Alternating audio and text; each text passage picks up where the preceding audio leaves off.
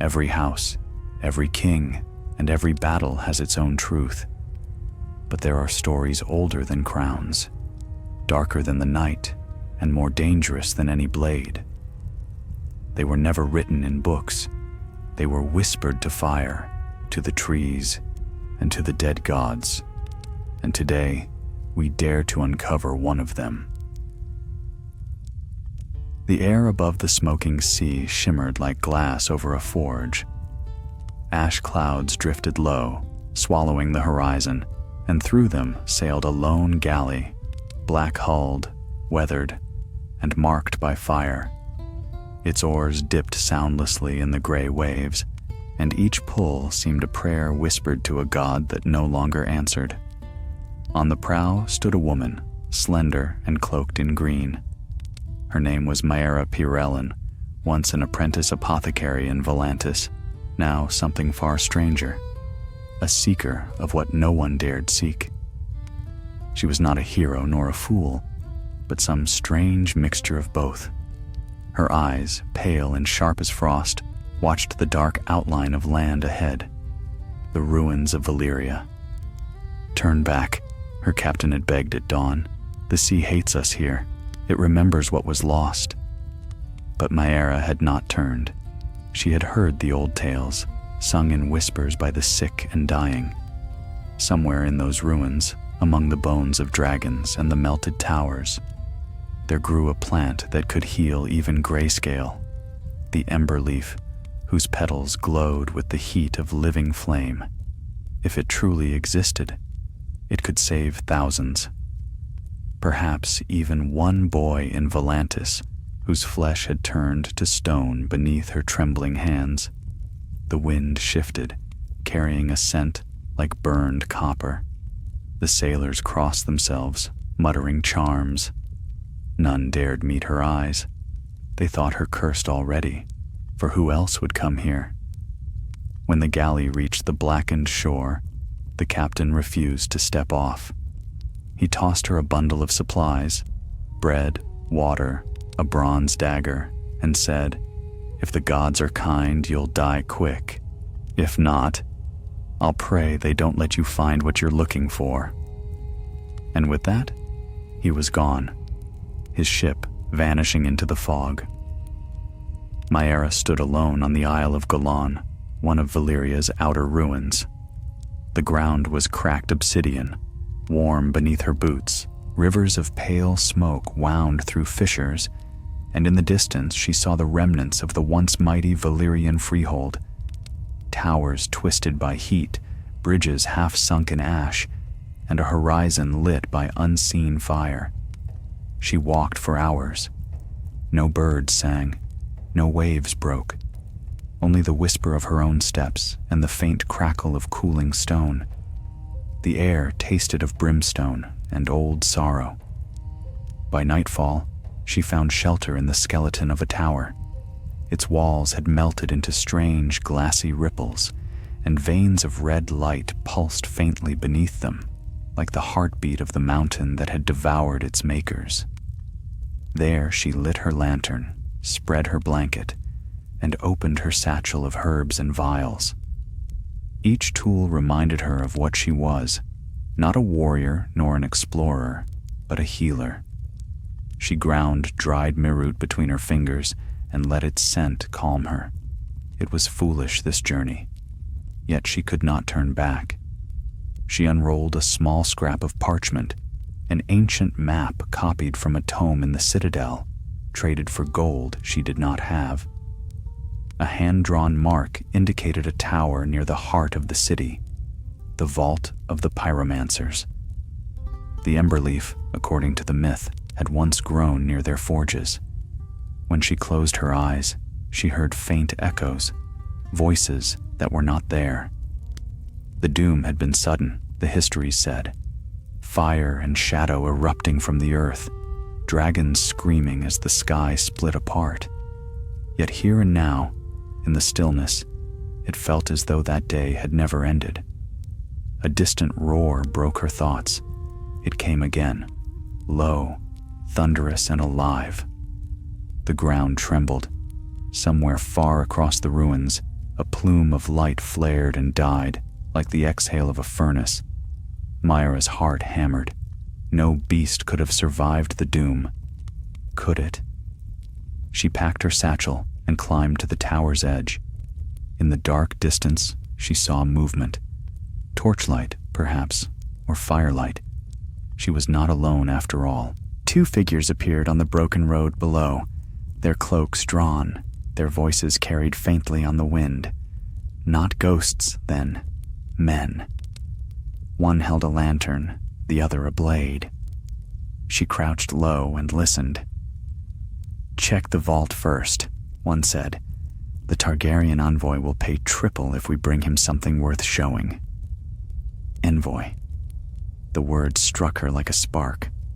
The Targaryens still sought Valyrian relics, of course. Weapons, scrolls, anything that might restore their lost glory. If they were here, then this was more than a fool's errand. She waited until the men disappeared into the fog, then began to follow, careful to place each footstep in the shadows. Hours later, the road widened into a causeway of fused glass leading toward a black spire half sunken in the earth. The spire's entrance yawned open like the mouth of a beast. Strange carvings twisted along its rim, not letters, but scales and wings. Her heart quickened. The vault of the pyromancers.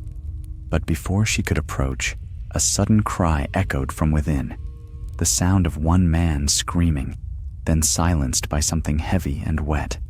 A shadow moved at the entrance, immense and fluid. Then came the heat.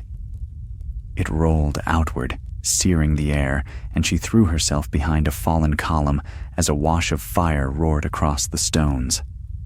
The blast lit the ruins for miles, revealing towers bent like candles and statues half melted into pools. When the light faded, Myra dared to peek. One of the intruders lay burning on the causeway, his sword molten, his body unmoving. The other was gone. And from the depths of the spire came a sound that froze her blood. Not the roar of fire, but a hiss, deep and drawn, like breath drawn through scales. A dragon, or what was left of one. Mara pressed a trembling hand to her chest. The tales said they had all perished, that the doom had swallowed every living thing with wings. But perhaps the tales were wrong. Perhaps something had survived the fire. Something that did not forgive trespassers. She whispered to herself, barely daring to breathe. 7, save me. I've come too far to die now. And with the faint glow of her lantern, she stepped toward the vault's mouth, into the heart of Valyria's ruin. Would you like me to continue with part 2, beginning with Myra's descent into the vault and her first encounter with what lies beneath? The stairway spiraled downward into the bowels of the spire, slick with soot and trembling faintly with the heartbeat of the earth. Myra descended with her lantern raised high, each step whispering against stone warped by fire. The air grew thick and heavy, tasting of metal and smoke. Once, this place had been a temple to creation, the forge halls of the pyromancers of Valyria, who bound fire and spellwork into one art. Now it was a tomb. The lower she went, the louder the sound became, a rhythmic rasp of breath, distant yet close, like the wind breathing through a tunnel. Her pulse raced to match it. At the foot of the stairs, she reached a vast chamber lit by a dull red glow. The walls were black glass, their surfaces veined with veins of molten rock that pulsed like living veins. At the center stood a great iron cage, half buried in rubble and sealed by chains fused into the floor. Inside, something moved. Myra took one step closer. Her lantern light spilled over the bars, revealing a shape coiled within, scaled, sinewed, no larger than a horse but unmistakable. A creature of legend, breathing still. A dragon. Its wings were tattered and its scales dulled to ash gray. One eye gleamed faintly in the darkness, the other clouded by a crust of stone. Around its throat, a heavy collar of black metal gleamed, carved with Valyrian runes. When it saw her, the creature shifted, letting out a low sound. Not a roar, but something nearer to a sigh. The lantern trembled in her hand. She had imagined this moment 1,000 times, but no imagining could prepare her for the truth of it.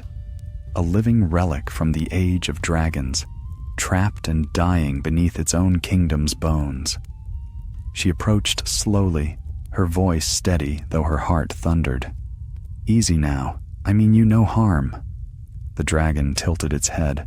Smoke rose from its nostrils, a faint ghost of flame. She saw then that its wings had been bound, not by rope, but by iron melted into the stone itself. Its left hind leg was broken, fused at an angle by the heat of the doom. Her healer's instincts stirred. Whatever this creature had done, whatever it was suffering. She set down her lantern and knelt beside the bars, examining the collar. The runes were Valyrian glyphs for containment, obedience, and silence, the language of masters binding the fire to their will. The collar was fused, but cracked at one edge. "Someone tried to free you," she murmured, and failed. The dragon blinked, slow and deliberate, as if it understood. A sudden noise made her start. Footsteps above, faint but growing. Voices echoed down the stairwell, sharp and hurried. "Bring the torch. He said the vault was below." Men, the survivors from before. Mara snatched up her lantern and scanned the room for cover. Her eyes caught a narrow tunnel at the far end, half collapsed but passable. Yet as she turned toward it, the dragon made a low, keening noise, almost human in its desperation. She hesitated. "Quiet," she whispered. "They'll hear." But it only struggled harder, rattling the chain, its one good eye fixed on her. It wanted something, freedom, perhaps, or mercy. And then she saw it. Amid the rubble within the cage lay a small clutch of blackened eggs, no larger than her fists, their shells veined with dull firelight. 3 of them, cracked and dead. But one, just one, pulsed faintly, alive. Her breath caught. A surviving egg. No wonder the Targaryen envoy sought this place. No wonder the smugglers had come. The footsteps grew louder. Shadows stretched down the stairway. 3 men this time, armed with blades and carrying torches that spat sparks into the dark. Mara ducked behind a pillar as they entered. "There!" one cried, pointing to the cage. "By the gods, it's true!" The leader stepped forward, a tall man in a red cloak, face half covered by a soot mask. "Get the egg," he ordered. "Leave the beast. The envoy wants proof the blood still burns." The others moved toward the cage, one lifting a hooked pole to reach inside. The dragon growled low, but the chain jerked tight, holding it fast. Mara gritted her teeth. Every instinct told her to stay hidden, to survive. Yet the sight of the creature's trembling body and the men's greedy eyes filled her with heat sharper than fear. Before she knew what she was doing, she stepped from the shadows and flung her lantern against the nearest torch. The glass shattered, spilling oil across the floor. Fire leapt up at once, catching the dry ash. The men shouted in alarm. "Who?" She darted forward, seized the fallen hook, and swung it hard against the chain binding the dragon's leg. Sparks flew. The chain cracked but held. "Run!" she cried, though to what or where she could not say. The leader lunged for her, blade flashing. She ducked, the edge nicking her shoulder. Pain seared through her, but she thrust the hook into the crack again, levering it with all her strength. The chain split with a shriek of metal. The dragon surged upright, half free, wings flaring. The heat in the chamber soared as fire built in its throat. "7 hells!" One man screamed. The leader turned to flee, but he was too late. The dragon exhaled, a blast of molten flame that turned the world white and red. Maera threw herself to the ground, covering her face as the air roared around her. When the light faded, the men were gone. Nothing left but shadows burned into the stone. Smoke and silence followed. Maera coughed, pushing herself up on trembling hands. The dragon crouched above her, half free, chest heaving. Its one clear eye fixed on her, and for a moment she thought it would strike. But instead it lowered its head, a rumble echoing deep in its chest. Not a growl, something like gratitude. She touched her bleeding shoulder, wincing. "You owe me, beast." The creature huffed, smoke curling from its nostrils, and then turned its gaze to the remaining egg. It nosed the shard gently, and the light within the shell flared once, faint but alive. Maera felt a shiver of awe. "So that's what you guard," she whispered. "Not gold, not relics. Your child." The ground rumbled again, deeper this time, more dangerous. Dust rained from the ceiling. The doom had never truly ended here. It merely slept. She looked to the tunnel. "We have to leave." The dragon shifted, wings spreading, chains snapping one by one as it tore them loose. A storm of cinders swirled around it. When it stepped free, it limped, wounded but alive. For a heartbeat, Maera and the creature regarded each other, two survivors in a dead world. Then, as the chamber began to collapse, it lowered itself enough for her to climb upon its neck. She hesitated, her heart caught between terror and wonder. "Seven guide me," she murmured, and grasped a scale. The dragon leapt. Fire chased them upward as the vault fell away, a storm of stone and smoke swallowing the ruin below. They burst from the spire's mouth into the night sky, ash swirling like snow around them. For the first time in her life, Maera saw Valyria from above, a land of rivers turned to glass, and mountains still bleeding fire. And beneath her, the last dragon left of that cursed empire beat its wings through the darkness, carrying them both toward whatever waited beyond the smoke.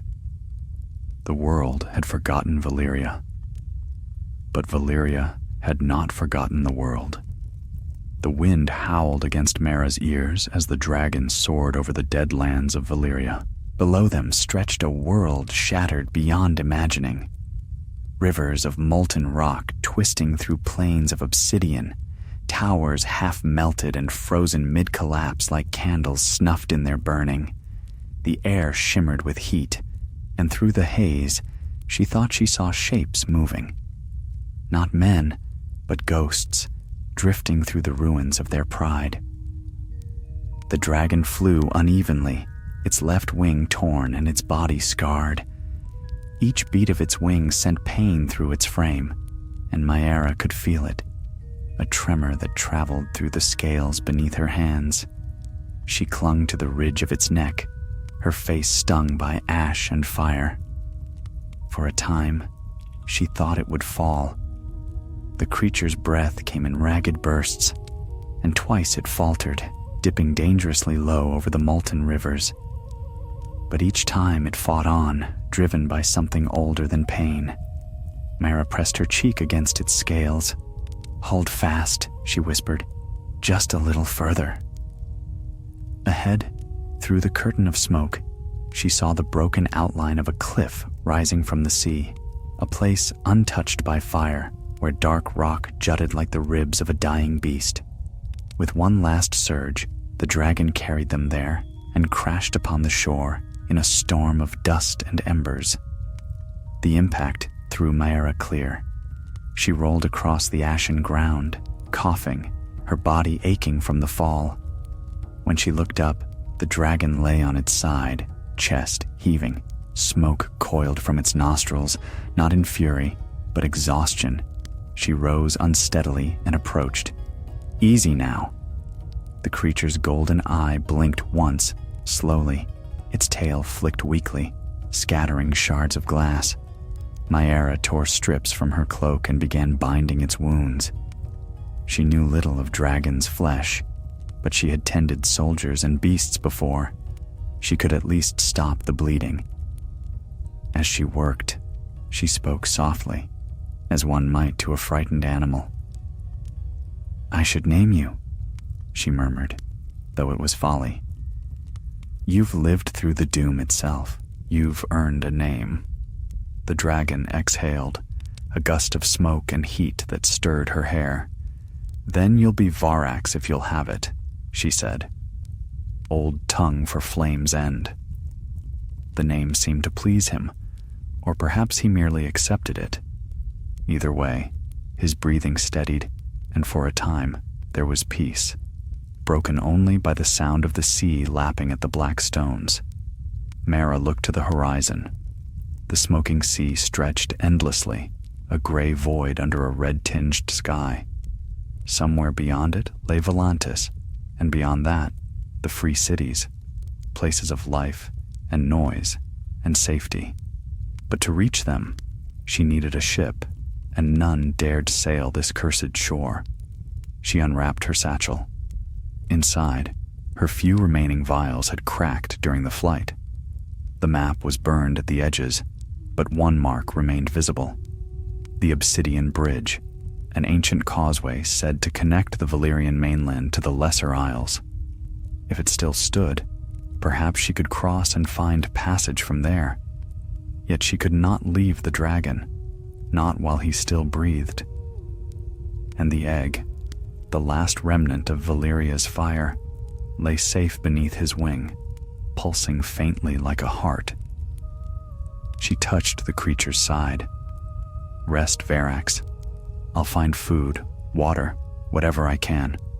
She turned toward the cliffs, scanning for shelter. The land was barren, but she found a narrow cave where the air was cool and the stone dry. She gathered driftwood from the shore, built a small fire, and boiled water with a shard of glass as her cup. When she returned to the dragon, she found him watching her with that same burning eye. She poured the water over his cracked scales, letting the steam rise. His tongue flicked out, tasting the moisture. As the firelight flickered, she thought she heard another sound, faint and distant, yet unmistakable. Voices. She froze, crouching low. The wind carried the words in snatches. "She'll be near. The beast can't have flown far." Men, the smugglers, or others sent by the same Targaryen envoy. They had survived the inferno somehow. Varax rumbled low in his chest. Mara pressed her hand to his muzzle. "Quiet," she whispered. "We can't fight them." But the dragon's gaze had turned toward the sound. He wanted vengeance. The voices grew closer, footsteps crunching over the glass shore. She glimpsed torchlight through the haze. 5 figures, moving carefully, weapons drawn. One carried a banner embroidered with 3-headed dragons. Targaryens indeed. She retreated into the shadow of the cliffs, heart pounding. They would see the dragon soon, and if they took him, or the egg, his fate would be chains again, forged not by Valyria, but by those who claimed its legacy. A thought struck her, dangerous, desperate, but the only one that might save them both. She turned to Varax. "Can you still fly?" He shifted, testing his wing. The torn membrane quivered, but did not break. His gaze met hers, a spark of understanding. She pointed toward the far cliffs, where the land sloped down toward the sea. "There. If we reach the bridge, we can lose them." He growled softly, as if in agreement. Mara climbed onto his back once more, her body aching from the last flight. "Up then," she said through gritted teeth. "One more time." With a great heave, Varax rose, scattering ash and smoke. The pursuers shouted in alarm as the dragon took to the sky, wings beating raggedly. Arrows flew upward, glinting like sparks, but none struck true. They soared low over the cliffs, wind whipping Myra's hair. Below, she saw the remnants of the obsidian bridge, a massive span of black stone cracked in the middle, its ends swallowed by the sea. Varax circled once, descending toward the far shore. They landed hard amid the ruins of what had once been a watchtower. Mara slid down, breathless, her hands raw. The dragon limped behind her, his head low. The egg beneath his wing still pulsed faintly. "We can't rest yet," she said. "They'll follow." And follow they did. Within the hour, torches flickered on the far end of the bridge. Myra watched them from the tower's broken archway. The men had built a raft to cross the shattered span. They were determined. She turned to Varax. "If they take you, they'll use your blood for their wars. You know that, don't you?" He rumbled softly, the sound low and mournful. "Then we'll not let them have you." She drew the small bronze dagger from her belt, the one the captain had thrown her when he abandoned her on Valyria's shore. She looked at its dull edge and smiled bitterly. "Not much use against dragons or kings, but it'll serve." As the first of the pursuers reached the bridge's center, Myra climbed the tower side, careful not to dislodge the stones. From there, she saw the weak point, a fissure where molten rock had cooled unevenly. She shouted down to Varax, "Fire there!" The dragon turned his head, drew a breath that made the air hum, and unleashed a narrow jet of flame straight into the fissure. The stone glowed, cracked, and then with a thunderous roar, the bridge gave way. The sea swallowed the men and their torches in an instant. Steam hissed upward, thick and blinding. When the sound faded, Myra slid back down, heart racing. She stared at the empty waters. "It's done." Varax looked at her, smoke curling from his jaws. She reached out and laid her hand against his snout. "We're bound now, you and I. You've saved me, and I you. So long as that egg beats, we keep each other alive." The dragon's eye gleamed faintly, and he lowered his head until his brow touched hers. Outside, the first pale light of dawn began to rise over the smoking sea, painting the ruined world in shades of crimson and gold.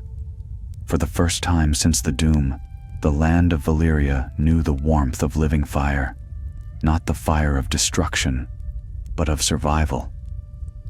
And though Myra did not yet know it, her journey had only begun. Beyond those broken shores, the world still whispered of dragons and their return, and somewhere far away, in the halls of the Targaryens, a raven was already winging its way north, carrying word that fire yet lived beneath the ash. The dawn broke over the smoking sea, a dim, red-veiled light filtering through ash and cloud. Myra stood at the tower's edge, cloak torn, hair matted with soot, and watched as the mist rolled over the blackened water. The remains of the bridge jutted from the waves like broken teeth. Nothing moved.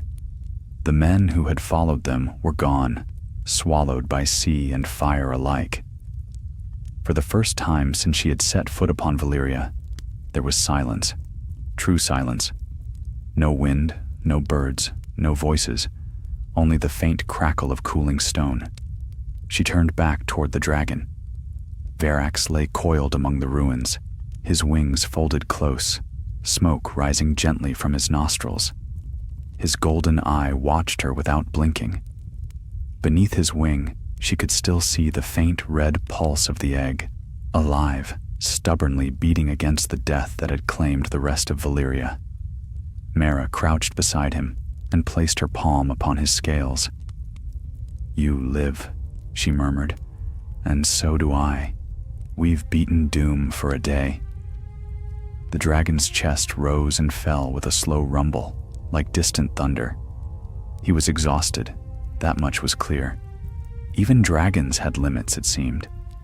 She could feel heat radiating from his skin. Too much heat. His body still bore the wounds of long captivity, and though he breathed, his strength waned. "I'll find something to heal you," she said. "There must be herbs still growing on these shores. If emberleaf can bloom from fire, perhaps others can as well." She took up her satchel and set out along the cliffside, careful where she stepped. The land here was stranger than she could have imagined. Black sands streaked with glass, trees turned to stone, yet standing as though alive, their trunks gleaming like crystal. Pools of molten silver bubbled in the cracks, reflecting the blood-red sky. After an hour's walk, she found it. A hollow sheltered by rock where some stubborn green clung to life. Ferns dry but breathing still, and vines with purple-veined leaves. And there, between two shards of obsidian, she saw the faint glow of something rarer, small blossoms the color of dying coals. She knelt. The petals pulsed with light as if the fire within refused to fade. She reached out and whispered, "Emberleaf." The plant was real, not myth, not legend. The same that the old texts had spoken of, the flower that could survive the doom's own fire and heal those touched by the gray death. She cut 3 stems carefully and wrapped them in cloth. As she stood, a shadow fell across her. She froze, thinking for a moment that one of the Targaryen men had survived. But when she turned, she saw only wings, vast and black as midnight, gliding overhead. For a heartbeat, she thought it was another dragon. But no, its shape was wrong.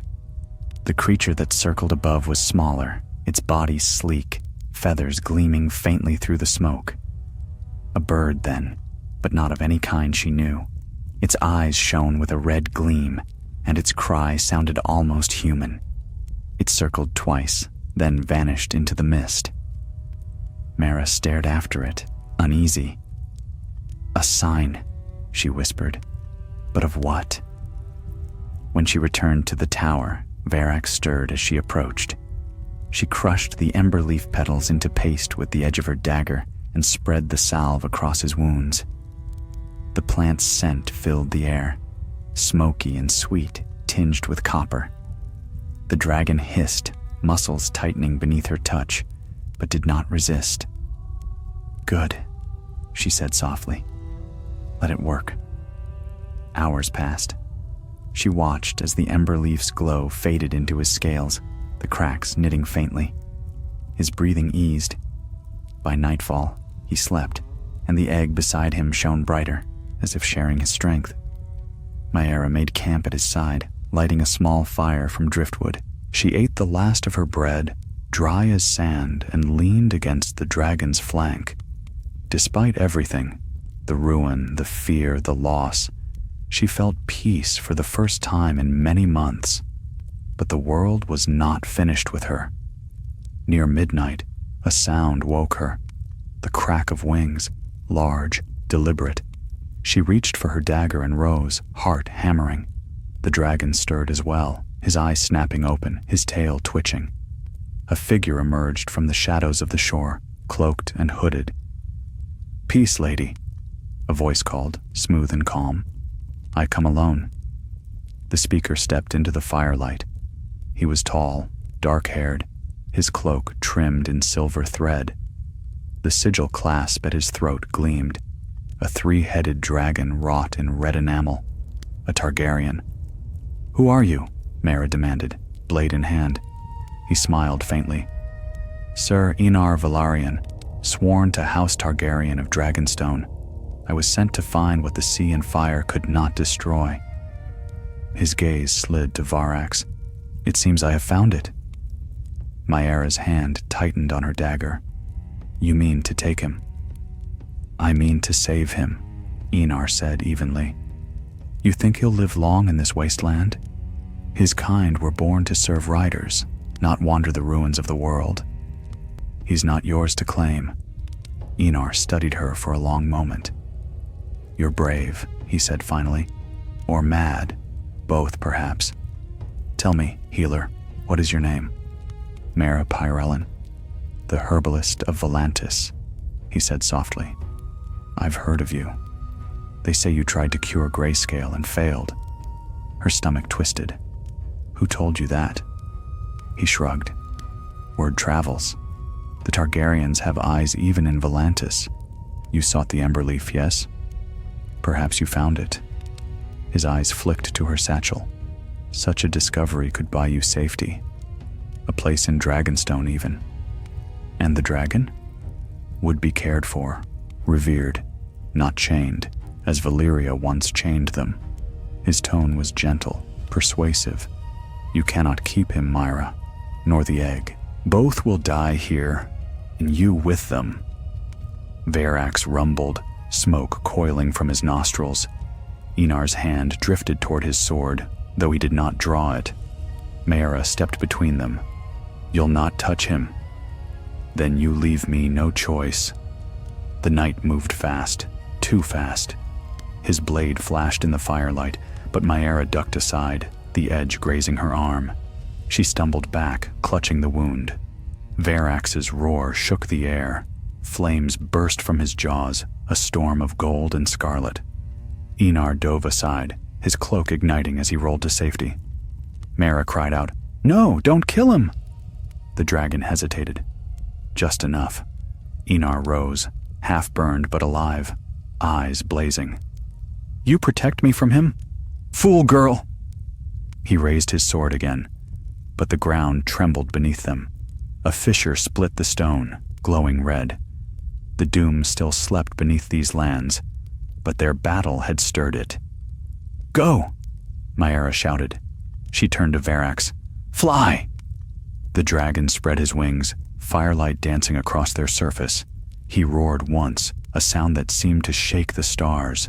The shockwave sent Enar staggering. Mayra leapt, seizing a scale, and the beast launched upward into the smoke-filled sky.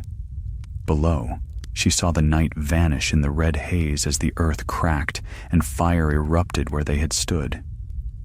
She clung to the dragon's back as they soared into the night. The wind tore at her cloak. The sea raged below, but still she held fast. When at last they rose above the smoke, the sky opened, clear and vast and filled with stars. Mayra looked down at the faint glow beneath Varax's wing. The egg pulsed stronger than ever, like a heart answering another's call. The healer of Volantis had come seeking a flower that could cure death. Instead, she had woken fire from the ashes of the world, and as the dragon carried her eastward, toward lands unknown, she felt the truth settle within her like a promise. Valyria's fire was not gone. It had merely changed its keeper. The stars above the smoking sea shimmered faintly through veils of ash. The air was cool now, almost gentle, as Varax glided eastward with slow, steady wing beats. Mara lay along his neck, the wind tearing at her hair, her wounded arm bound in torn cloth. Below them stretched a land that no longer had a name, shards of the freehold, half-sunken, glittering with rivers of cooled fire. The dragon's scales glowed dimly in the starlight. Beneath his wing, the egg pulsed like a living ember, its faint glow reflected in Mara's weary eyes. She had not slept in 2 nights, nor eaten more than a few handfuls of bitter herbs. But she did not complain. Every breath she took felt borrowed from the doom itself. They flew until dawn, when the clouds broke and a thin line of green appeared on the horizon. The first true color Mara had seen since she had left Volantis. She leaned forward, whispering, "Land, Varax." There. The dragon descended, spiraling toward a lonely island surrounded by pale mist. The shore was not blackened but gray and stony, and grass grew there, thin but living. When they landed, the ground trembled beneath his weight. Mayra slid down, her legs unsteady. The air here smelled of salt and rain, not smoke. She knelt, touched the earth, and laughed softly. So the world still lives after all? Varax lowered his head, his breath hot against her face. Rest, she told him. You've carried us far. She searched the island for food or shelter. Among the cliffs, she found the remains of an ancient wayfort. Walls collapsed, roofs gone, but the bones of the place still strong. It would serve. She gathered driftwood and built a fire, then washed her wound in the cold stream that ran from the hills. When she returned, the dragon slept. His chest rose and fell slowly, his tail curled protectively around the egg. For a long time, Mara simply watched him. There was grace in the beast's ruin, and in that grace, something human, the will to survive, no matter the cost. As night fell, she dreamed. She dreamed of Valyria as it had been, towers of silver and gold, dragons wheeling through skies clear as glass, the air filled with song and smoke.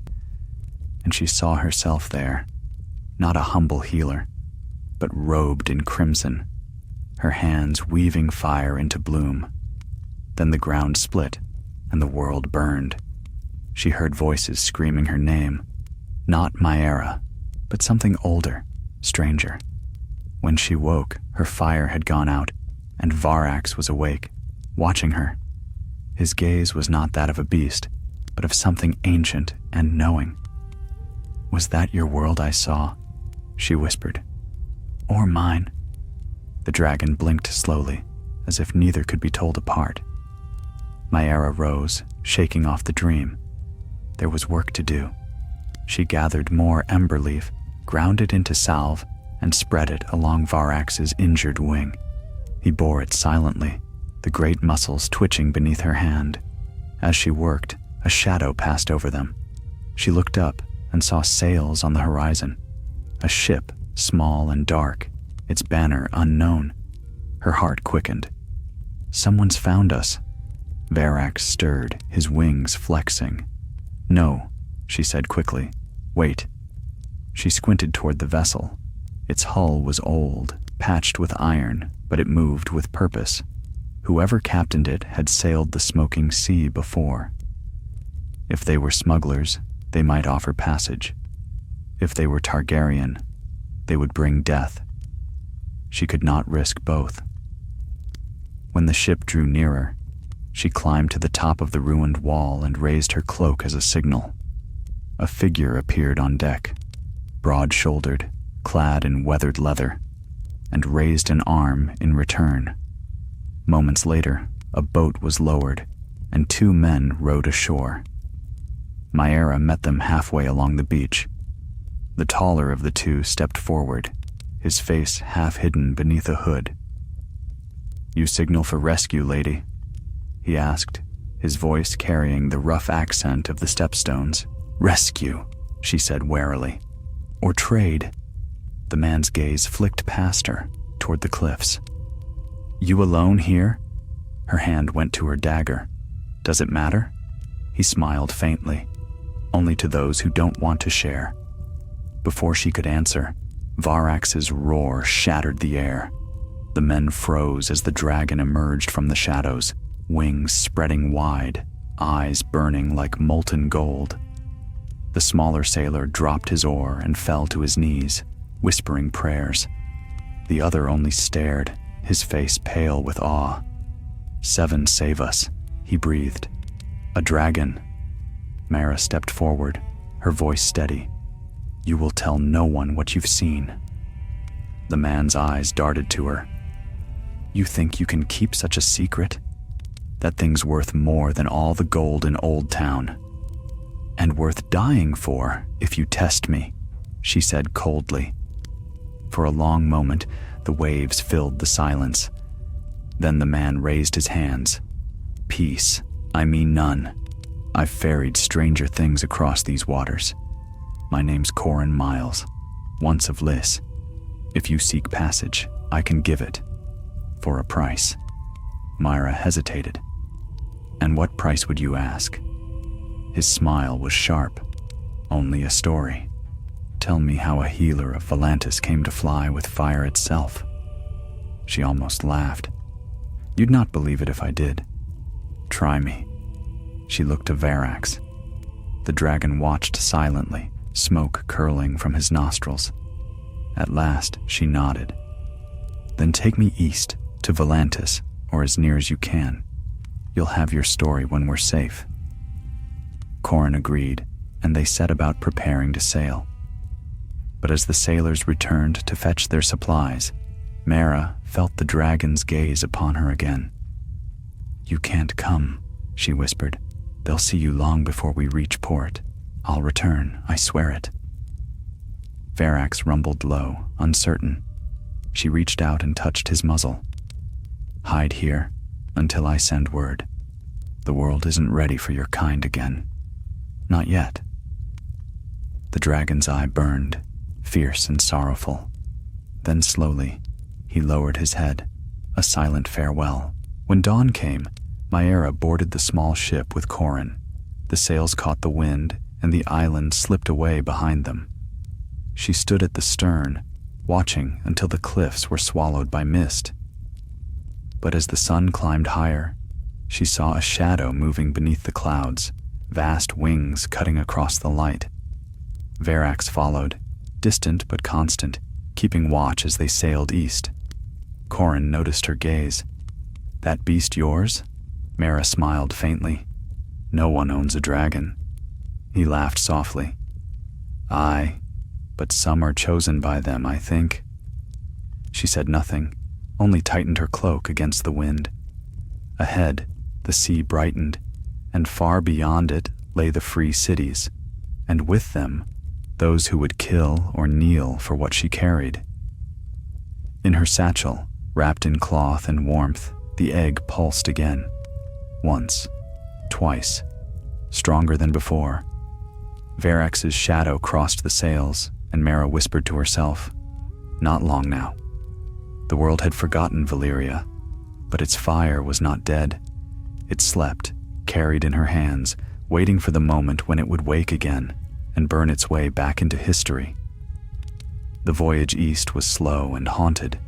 The smoking sea stretched endless and gray beneath a shroud of mist, its waters too still, too silent. Maera stood often at the prow of the ship, the wind tangling her hair as she watched for movement in the fog. Sometimes she thought she saw shapes, vast, gliding just beneath the surface, as though the drowned bones of Valyria still stirred below. Captain Corin Miles was a man of the sea, and even he seemed uneasy here. "This water remembers," he muttered one evening, as they passed a field of smoking vents that spat ash and flame. "It remembers the fire that birthed it. Every ship that sails here hears the whispers." Myra did not ask whose whispers he meant. She had heard them herself in her dreams. Each night, as the ship drifted through the mist, she dreamed of fire, not the fire of dragons, but a deeper, older one. The kind that spoke in tongues of gold and crimson. It called her by a name she did not know, and always, in the distance, she saw the towers of Valyria burning anew, though the sun hung black in the sky. When she woke, her palms were warm, and sometimes faint smoke rose from her fingertips. She told no one. Varax followed them still, a shadow high above the clouds.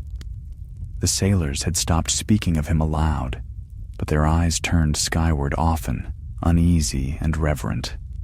To them, the dragon was a god of old Valyria made flesh, a blessing or a curse, none could tell. Corin approached her on the fourth night, a wineskin in hand. "You keep your secrets close, healer," he said. "But even secrets grow heavy at sea. Best to share a drop of them before they drown you." She gave a faint smile and took the wineskin. The liquid burned her throat but steadied her heart. "If I spoke of what I've seen, you'd call me mad." "I've sailed through the ruins of Valyria," Corin said. "I've seen statues weep blood and islands that breathe smoke. There's little madness left to shock me."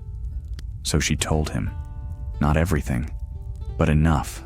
The ember leaf, the dragon chained beneath the earth, the egg that still pulsed with life. He listened in silence, eyes fixed on the horizon. When she finished, he said only, "You found death and brought it back breathing." "It's not death," she said softly. "It's hope." He looked at her then, and something like pity crossed his face. "Hope and fire are kin, lady. Both burn what holds them." That night a storm rose. The wind howled from the west, tearing through the mist. The ship lurched under waves black as pitch. Mara held fast to the rail as the mast groaned and cracked. Lightning split the sky, and for a heartbeat, she saw Varax above them, wings spread wide, his body illuminated by the storm's fury. The sailors cried out, calling his name like a prayer. The next bolt struck the mast, and the world exploded into light. When Mara woke, she lay among the wreckage of the ship, the sea cold around her. The storm had passed, leaving only silence. The hull was splintered, the sail torn to ribbons. She coughed brine from her lungs and dragged herself onto a floating plank.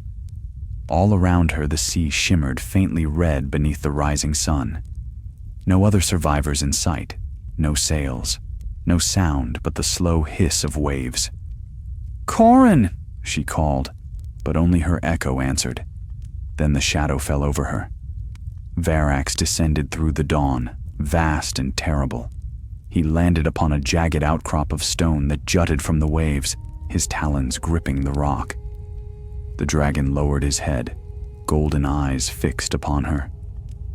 "Varax," she gasped, voice breaking. "You came." He bent low, allowing her to climb. She hauled herself up his flank, shivering from cold and exhaustion. Once settled, she pressed a trembling hand to his scales. "Fly," she whispered. "East, find land." He did not need to be told twice. With a mighty beat of his wings, they rose into the wind. The broken ship and its ghosts vanished beneath the foam. Hours later, the coastline appeared, vast, green, and unfamiliar. Mara had expected to see Volantis's towers or the shadow of the Rhoyne, but this was something else. Forests stretched to the horizon, and beyond them, snow-capped peaks glimmered faintly. They landed in a meadow at the edge of the woods. Mara slid to the ground, her knees weak. The air smelled of pine and river water, clean and sharp after weeks of ash and smoke. She fell to her knees and kissed the earth. "Thank the gods," she murmured. The dragon settled beside her, folding his wings with a weary sigh. His great body cast a long shadow over the grass. For the first time, he looked not like a monster, but a creature far from home. She gathered what she could from the wreck, a few shards of glass, a small pouch of herbs, and the precious bundle that held the egg. It still pulsed faintly, warm against her chest. As dusk fell, she made a small fire and roasted what game she could snare. The forest around her was alive with distant cries, wolves perhaps, or stranger things. And then she heard it, a horn, low and long, echoing through the trees. Varax lifted his head, smoke rising from his nostrils. Mara froze, listening. The sound came again, closer now. Then voices, harsh, speaking a language she did not know. From the trees emerged riders clad in furs and iron, their faces pale and marked with blue paint. Their leader dismounted, an axe in his hand. His eyes widened as they fell upon the dragon. "By the old gods," he breathed. "A beast of flame." Mara stood tall, though fear tightened her throat. "We mean no harm. We seek only food and shelter." The man studied her, then laughed, a rough, wild sound. "You'll find both if you can command that thing." Varax growled, the ground trembling beneath him. The riders murmured among themselves, hands tightening on their weapons. Mara stepped forward. He will not fight unless forced. Stand down." The leader raised a hand. "Peace." His gaze lingered on her, sharp and curious. "You are no Valyrian, yet you carry their fire. Who are you, woman?" "Mera Pyrolan," she said, "a healer of Volantis. Far from home, healer. I've no home now." The man nodded slowly. "Then perhaps you'll find one in the mountains of Andelos. Our seers spoke of fire falling from the sky. They said it would herald the return of the dragons." Myra's heart quickened. "And if it does, then the world will burn again," he said simply. "But perhaps it must, to be reborn."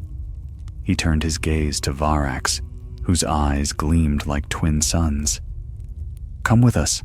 My lord will want to see the beast and the one who rides him."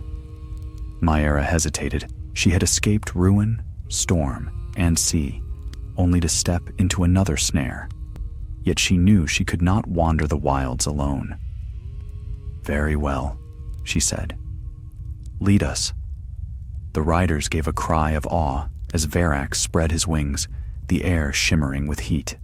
Myra climbed upon his back, her heart steadying. "Come, my friend," she whispered. "Let us see what fate awaits us next." The dragon leapt skyward, following the rider's path toward the rising mountains, and Myra felt the weight of destiny settle upon her once more. Somewhere in the folds of the earth, fire still waited to be reborn, and she, unwilling as she was, had become its chosen hand. The riders of Andelos led Myra and her dragon through narrow passes that twisted like the spines of sleeping serpents. The mountains loomed high and sharp, their peaks dusted with snow that gleamed red beneath the setting sun. The air grew thin, and each breath stung her lungs. Yet Varax climbed easily, his talons gripping the stone with unnatural grace. The leader of the riders called himself Thalin of the Vale, a broad-shouldered man with the weathered face of one who had lived by the sword since childhood. He spoke little on the road, but his men whispered of her when they thought she could not hear. The Fire Woman, the dragon's bride, the doom come again. She ignored them. By the third day, they reached a valley nestled deep among the peaks, where smoke rose from stone halls built into the cliffs. It was no city, only a stronghold of hardy folk who lived by the hunt and the forge. The banners that hung from the walls bore a silver crescent over black, the sigil of House Valar, an old bloodline that claimed descent from Valyrian settlers long before the Doom. As they entered, the villagers gathered to stare. Some knelt, others crossed themselves. Children peeked from behind doorways, their eyes wide at the sight of the dragon. Thalin dismounted and turned to her. "Our lord will see you, but mind your words. He serves no king, and he fears none." "I seek no quarrel," Myra said.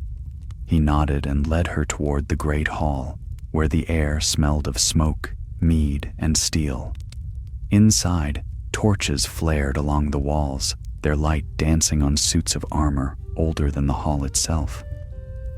At the far end sat Lord Darien Valar, tall and thin, his hair silver as frost, though his eyes burned with youth's sharpness. When Myra entered, he rose slowly from his seat. "So the seers spoke true," he said. "Fire has returned to these mountains." "I come in peace," Myra said, bowing her head. "We seek only shelter." Darien studied her with the quiet of a man who measured before he judged. "You command that creature?" "I do not command him. We walk the same path." A faint smile touched his lips. An honest answer, too rare in these days. He turned to Thalin. "See that they are given food and rest." That night, Myra was housed in a small stone chamber overlooking the valley. From her window, she could see Varax resting beyond the walls, his wings folded, his scales glimmering faintly in the moonlight. The townsfolk dared not approach, though they left offerings, goats, baskets of herbs, even a sword forged of black steel. When she closed her eyes, she heard again the whisper of the fire from her dreams. "You carry the blood of ash," it murmured, "and with you, the fire will walk again." She woke sweating. At dawn, Darien sent for her. She found him in the courtyard, watching as his men trained with spears and blades. The Lord's eyes lingered on the dragon as he spoke. "The doom left little but ruin, yet here you stand with proof that the flame still lives. Tell me, Myra Pyralin, what do you intend to do with it?" "I am a healer," she said simply. "I wish to use it to mend what the fire broke." He laughed softly. "And what of the kings who will come to claim it? The Targaryens will cross the narrow sea for such a treasure. The free cities will empty their coffers. Blood will follow you wherever you walk." "I know," she said, "but I will not hand this fire to those who would use it for war." Darien's gaze sharpened. "Then you are a fool. Fire was born for war. It is the nature of dragons to burn." "Even so," she said, "I will try." The Lord studied her for a long time. "Perhaps you are more Valyrian than you think," he murmured at last. "We too thought we could master fire. In the end, it mastered us." He turned to leave, but before he did, he said, "There are caves beneath these mountains, older than our house. The seers claim the first dragons of Valyria came from there. If you seek to understand your beast, perhaps the answers lie below." That evening, Myra descended into the caves. Thalen guided her to the entrance, a narrow fissure lit by torches that smelled faintly of pitch and salt. "Few go down there," he warned. "The air is foul, and the earth moves sometimes as if the mountain breathes." "I have walked worse places," she said. The tunnel wound downward, narrow at first, then opening into vast hollows where the walls glowed faintly with veins of molten stone. Symbols older than Valyria were carved into the rock, spirals, dragons, and eyes that seemed to follow her as she passed. At the deepest chamber, she found what Darien had spoken of, the remnants of great bones, larger than any living beast, fused into the walls by time and heat. The air shimmered with heat, though no fire burned. Mara knelt beside the bones. "Your kin are gone," she whispered, "but one yet lives." As if in answer, a low rumble rolled through the cave. Dust fell from the ceiling, and light flickered from deep within the stone, a crimson pulse, steady and slow. She stepped closer and saw a fissure in the wall where molten light seeped through like blood. The whisper returned, stronger now. "You seek to heal fire with water. Fool child. Fire devours. It does not forgive." She pressed her palm to the stone. "Then let it devour me if it must. I have no fear left." The light flared, and for a moment she saw visions. Valyria before its fall, dragons wheeling above cities of glass and gold, her own face reflected in the fire as if she had stood among them. The fire's voice deepened. "You are of our blood, though you were born far from flame." Then the vision vanished, leaving only darkness. When Myra emerged from the cave, dawn painted the sky in gold. Thalen waited for her, brow furrowed. "You've been gone all night." She looked back at the mountain, still feeling the warmth beneath her skin.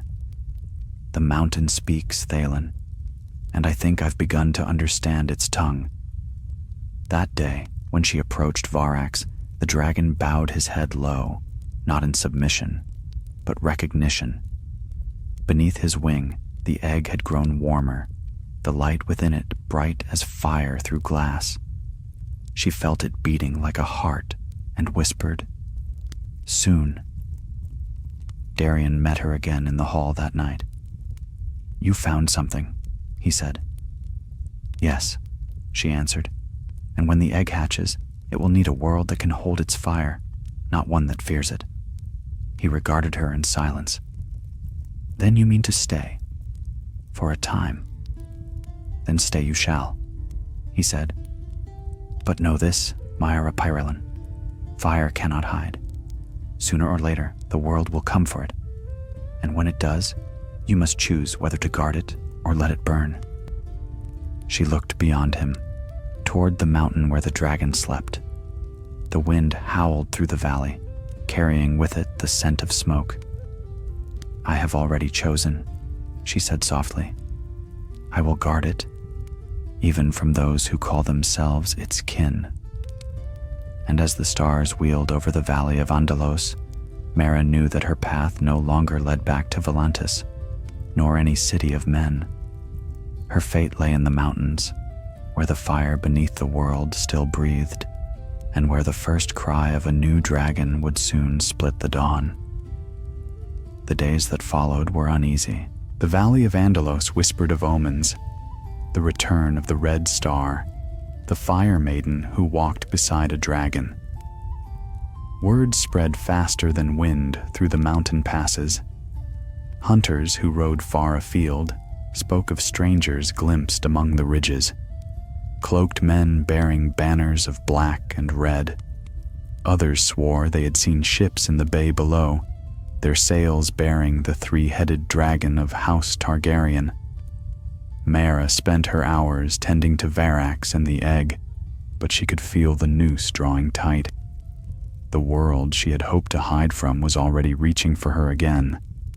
The egg grew hotter with each passing dawn. It pulsed like a second sun beneath the dragon's wing, glowing even through the scales that sheltered it. Sometimes, when she laid her palm upon it, she could feel a heartbeat within, faint, fast, and fierce. Thalen found her there one morning, kneeling beside the egg. "It's alive, isn't it?" he asked quietly. "Yes," she said. "It stirs." He crouched beside her, eyes wide.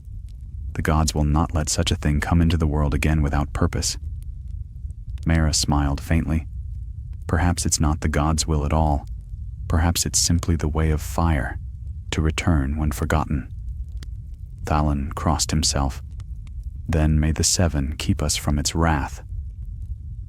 When she rose from the ground, the egg flared once more, bright enough to blind her. A fine crack split across its surface, so slight it could have been a trick of the light. Myra's breath caught. "Soon?" she whispered. That evening, Lord Darien summoned her to the hall. The great room was quiet, save for the crackle of torches and the murmur of a storm rising beyond the mountains. "You've brought change to this valley," he said without preamble. "Men speak of miracles and curses alike. I would know which you believe it to be." "I don't believe it's either," Myra said. "Only what was always meant to be." He studied her for a long moment. "You speak as though you have seen the heart of the world and found it wanting." "Not wanting," she said softly. "Simply burning." Darien leaned forward. "The Targaryens will come soon, Myra. They claim the blood of Valyria. They will not abide another who bears it. I bear no one's blood but my own." "Then what are you?" She hesitated. In truth, she did not know anymore. The fire that had whispered to her in the caves, the dreams that still haunted her sleep, they hinted at something buried deep in her bones, something older than her name. "I am what Valyria left behind," she said at last. That night, the storm broke. Lightning cracked above the mountains, thunder rolling like the wrath of gods. The wind howled through the passes, carrying with it the scent of smoke and rain. Varax grew restless, pacing the valley floor. His wings snapped open, catching flashes of lightning, and his roar drowned even the storm. Mara ran to him, her cloak whipped by wind. "Peace," she called. "What is it?" The dragon turned toward her, eyes blazing. Beneath his wing, the egg had begun to glow, its cracks spreading in a web of molten light. The air itself seemed to tremble. Mara fell to her knees beside it. "It's happening!" Thalen appeared, shouting over the wind. "The mountain burns again!" She looked up and saw it was true. Fire licked the peaks above, streaks of molten red running down the cliffs. The valley shuddered as the ground split open, revealing veins of glowing rock. The people of Valyria fled their halls, crying to the gods. Mara alone did not move. She reached for the egg, though the heat seared her skin. "Breathe," she whispered. "You are a fire. Breathe." The egg shattered. Light burst forth. Not flame, but something purer, whiter than sunlight, fierce as the forge of creation. The wind threw Mara backward, her vision washed in gold. For a heartbeat, the world went still. Then came the sound, a cry sharp and wild, cutting through the storm. When the light faded, Mara saw it. A hatchling no larger than a hound, its scales pale as frost with veins of red fire beneath. It blinked once, its eyes bright and curious, and turned toward her. Varax lowered his head beside it, a deep rumble echoing in his chest. The great dragon's gaze met hers, proud, almost tender. "He is yours," Mara whispered. "Your blood." She reached out, and the hatchling crawled toward her, its small claws pricking her palm. It exhaled a wisp of smoke, and where it touched her hand, the pain vanished. The burns she had suffered closed, as if they had never been.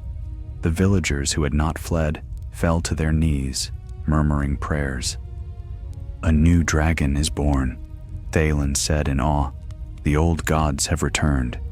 But Mara felt no triumph, only dread, for even as the hatchling curled against her, a new light appeared in the sky. Torches, dozens of them, winding through the passes. "The Targaryens," she breathed. Darien came to her side, his face grave. "Their banners are upon the ridge. They mean to claim what you've brought into this world. Then they'll have to kill me first." The Lord's eyes hardened. "You may not have a choice." The next dawn was red with smoke. The Targaryen host had reached the valley's edge. Men in silvered armor, their dragons circling above like storm clouds. Mara stood before Varax, the hatchling perched on her shoulder. The elder dragon's wings spread wide, his body wreathed in rising heat. Thalen approached, sword in hand. "We'll stand with you. You'll die if you do," she warned. "Then we die in fire, not fear." From the ridge, a horn sounded, deep, commanding. A rider descended from the heights, astride a white dragon, her silver hair streaming behind her like flame. "Mara Pirellan," the rider called. "By order of Queen Rhaella Targaryen, you are commanded to yield the beast and the egg you have stolen. They belong to the blood of the dragon." Mara stepped forward, her voice carrying clear across the wind. "You claim the blood of Valyria, yet you know nothing of it. You bend dragons to your will and call it destiny. I have no such delusion." The queen raised her spear. "Then you choose death." Varax roared, and the mountains answered. Fire leapt from his jaws, meeting the white dragon's flame midair. The valley erupted in a storm of light and heat. Mara shielded the hatchling beneath her cloak as the world burned around her. The air split with the screams of dragons, the clash of steel, and the wail of men undone by fire.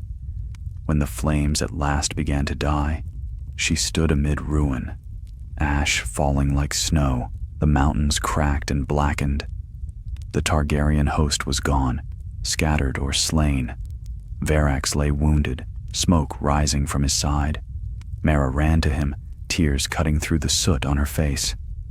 "Stay with me," she pleaded. "Please." The dragon's great eye opened once more. He gazed at her, Then at the hatchling curled in her arms, a rumble passed through him, faint, fading, and then he was still. The storm cleared. Morning broke cold and silent. Maera knelt beside the fallen dragon until the sun rose high, her hand resting on his cooling scales. "I'll carry it forward," she whispered. "I swear it." The hatchling lifted its small head, eyes gleaming like molten glass.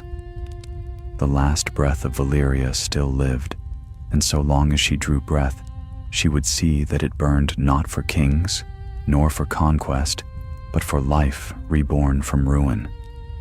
The dawn after the battle came pale and hollow, its light falling across the valley like the ghost of a sun.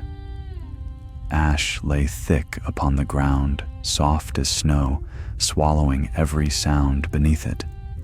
The air reeked of smoke and blood, and where once the mountains had been green with moss and pine, now they smoldered, black and bare. Maera moved among the wreckage in silence. The dead lay scattered, men of the Vale, riders of Andelos, Targaryen soldiers in melted mail. Even the ground seemed to mourn, steaming where fire had scorched it too deeply. Varax's body lay at the heart of the ruin, vast and still. His wings, once strong enough to darken the sky, were broken now, spread across the stones like the torn sails of a shipwreck. Maera stood beside him, her cloak drawn tight against the cold. She had not wept during the battle, nor as he fell, but now, in the quiet, the tears came unbidden. "You were more than flame," she whispered. "You were hope." The hatchling, the last of his kind now, stirred at her feet. Its scales, once pale as frost, had darkened to a burnished silver streaked with gold. When she knelt, it pressed its small head into her hand, and she felt warmth there, pulsing like a heartbeat. "We'll not let your fire die," she said. From the cliffs above, Thalin descended, limping from a wound along his side. His face was blackened with soot, his eyes hollow with exhaustion. "The Queen's host is broken," he said. "Few live. They've fled west through the passes. And Darien?" Thalin bowed his head. "He fell beside your dragon, burned to ash before my eyes." Maera closed her eyes. The weight of it pressed upon her like the mountain itself. All those who had stood for her, dead for a fire they could neither command nor comprehend.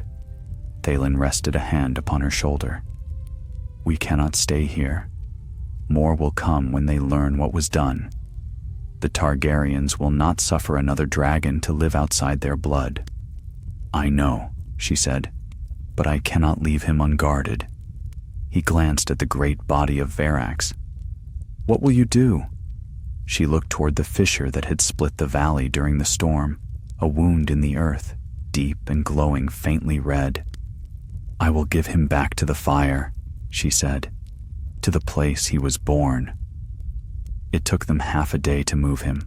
The villagers, those few who had survived, came to help without being asked. They brought ropes and chains, prayers and tears. Even the children carried stones to lay at his feet. When at last they reached the edge of the chasm, the ground trembled beneath them, and a gust of heat rose from below, smelling of ash and ancient power. Maera stood upon the brink and laid her hand upon Varax's snout one final time. The scales were cool now, the light within them gone. "You were the first breath of my courage," she said softly, "and its last." Then with a nod to Thalin, they cut the ropes. The dragon slid into the fissure, his body vanishing into the fire below. For a moment, there was only silence. Then the mountain groaned, and from its depths erupted a column of flame, red, gold, and white, rising so high it kissed the clouds. The villagers fell to their knees. The hatchling cried out, its small wings flaring. The fire reflected in its eyes, and for an instant Maera thought she saw Varax's shape within the blaze, vast and shining, his wings unbroken, his roar echoing across the valley one last time. When the flames receded, the fissure sealed itself, leaving behind only a bed of cooling glass. That night, Maera sat upon the slope above the new-made crater. The hatchling curled beside her. The stars were dim, their light veiled by smoke. She thought of the healer she had once been, the woman who had sought the Emberleaf to cure a single boy of grayscale.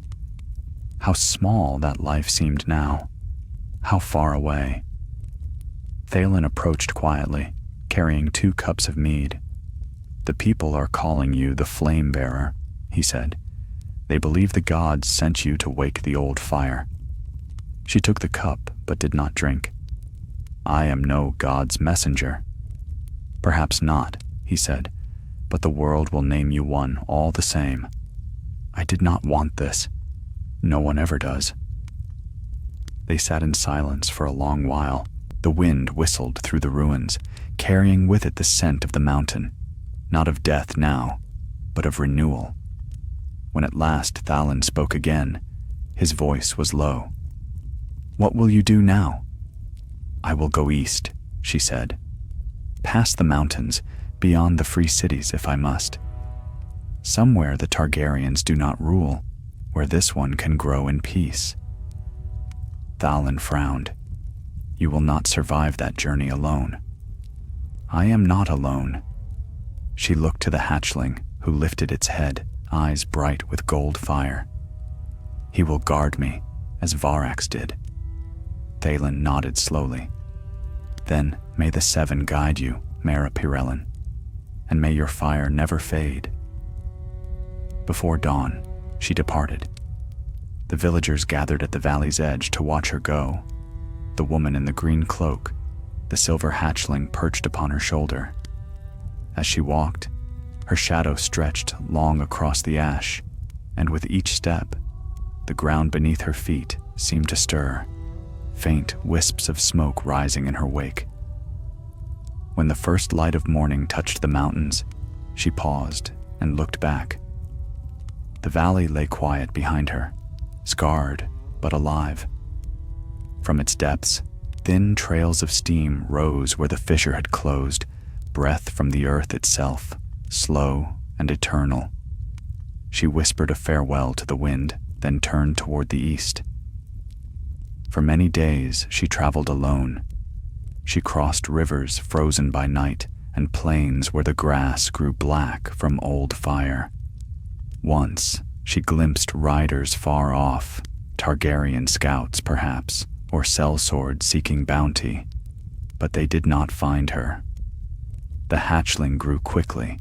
By the second moon, its wings spanned wider than her outstretched arms, and its fire could melt stone. It hunted for her, bringing down deer and wild goats, its eyes bright with a cunning too old for its size. At night, she would sit beside its warmth and whisper tales of Valyria, the land she had never known but whose blood ran like flame through her dreams. The dragon would tilt its head, listening, as though it remembered. On the 20th day, they reached the sea.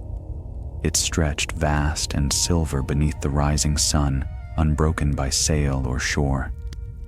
Maera stood upon the cliff and felt the wind on her face. "Beyond this lies Yiti," she said, "and lands older still. Perhaps there the fire will be left in peace." The hatchling spread its wings, the sunlight gleaming upon its scales. It gave a low cry that echoed off the cliffs, a sound full of promise and longing. Maera placed her hand upon its side. "Then let us go, my heart of fire. Let us see if the world still remembers how to dream." The dragon leapt, and Maera clung to its back as they rose into the sky. The wind tore at her cloak, but she felt no fear. Below them, the smoking sea shimmered like molten glass, reflecting the dawn. Behind her, the mountains of Andelos burned faintly red, as though the fire she had buried still breathed beneath their roots. Ahead, the horizon glowed with the promise of new lands. and perhaps one day a world reborn. The healer of Volantis had crossed from ash to flame, from death to life. And though her path led into exile, she carried with her the light of the last dragon and the whisper of a promise older than kingdoms. Fire does not die. It only waits to be remembered. The sky was a river of dawn fire when Maera crossed the last ridge and looked upon the eastern sea. It shimmered beneath her like liquid glass, boundless and untamed, its color neither blue nor silver, but the strange hue of molten metal cooling after the forge. Behind her lay the mountains of Andelos, their peaks veiled by smoke and snow, the resting place of Varax, her guardian, her doom, and her kin. Ahead lay only the horizon and the promise of exile. The hatchling circled above her, larger now with each passing day. Its wings no longer trembled when it flew, and its cries echoed through the morning like the song of forgotten gods. It no longer fit in her arms, nor sought her warmth at night. Its fire was growing, its hunger too. Maera stood by the cliff edge and whispered, "You will outlive me, little one, as all flames do." The dragon landed beside her, shaking the earth with its weight. It nosed at her satchel, seeking the pouch of dried meat she always carried. She smiled faintly and fed it, though her stores were nearly gone. "Greedy creature," she said. "I'll have to teach you to hunt before we starve." They rested on the cliffs for a time. The days were long, the nights colder. Maera kept to the rocks, mending her boots, tending her wounds, and watching the sea. No sails came, no travelers dared these lands. Yet each night she saw fire flicker on the horizon, far storms, or perhaps ships hunting her trail. Her peace was a thin one. On the 7th night, she woke to the dragon's growl. Its wings flared, eyes burning gold as it stared toward the east. Maera rose, dagger in hand, though she knew it was useless against what came. From the sky descended a creature vast and shadowed, wings spanning half the heavens, its roar like a mountain breaking. The air burned around it, a dragon, full grown. The hatchling screamed in answer, defiant though small as a hawk by comparison. The newcomer landed upon the shore below, sending waves crashing against the cliffs. Scales black as obsidian gleamed in the moonlight, and upon its back sat a rider cloaked in scarlet and silver.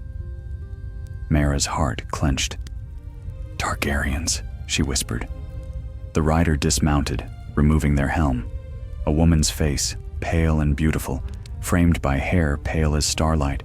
Her eyes, violet and cold, fixed upon Maera with calm certainty. "You have fled long," she said. Her voice was soft, but carried easily over the wind. But no fire burns forever alone. "I want no quarrel," Maera called. "Go back to your queen.